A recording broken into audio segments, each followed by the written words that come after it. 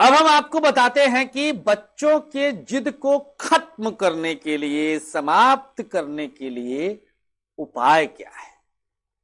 बच्चा आपका जिद्दी है, बच्चा आपका हठी है, बढ़ता जा रहा है, बच्चा किशोरावस्था में आया, बच्चा युवावस्था में आया, आपकी चिंता बढ़ती गई। माता पिता के रूप में आप अब मजबूर हो गए सोचने के लिए कि हे नाथ, ये कैसा संतान दे दिया। कई बार माता पिता यहां तक कह देते हैं, इससे अच्छा तो हम बिना संतान के ही रह जाते। है ऐसा। पुत्रम स वही यह प्रणोति पितरम सुचरतई। पुत्र वही जो सुंदर चरित्र से अपने पिता को प्रसन्न करे। पुत्र अर्थात संतान। यहां पर पुत्र शब्द का एक सम्यक अर्थ ना निकालिएगा। आइए अब हम आपको उपाय बताते हैं बचने के लिए, बच्चे की जिद को कम करने के लिए।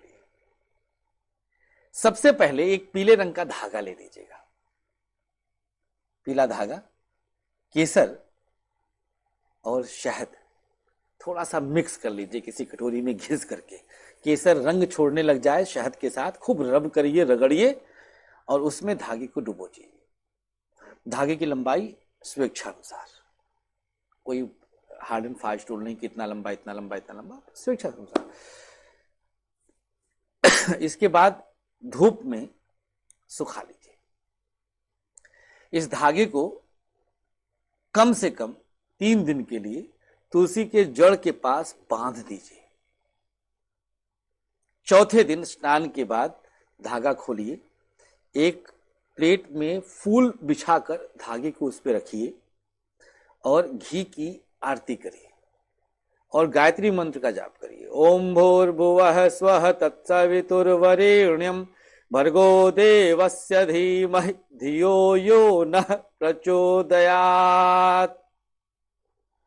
उच्चारण की शुद्धता पर कोटिशः ध्यान दीजिएगा। इसके बाद इस धागे को बच्चे के बाजू में, बच्चे की कलाई में, बच्चे के थंब में, कहीं पर भी बांध दीजिए। इन केस बच्चा नहीं बंधवाना चाहता है, यहां भी जिद कर गया, डजंट मैटर, चिंता ना करिए। उसके स्कूल बैग में डाल सकते हैं, उसके सिरहाने भी रख सकते हैं, कोई दिक्कत नहीं है। मां भगवती की कृपा रहेगी, आपको चमत्कार दिखेगा।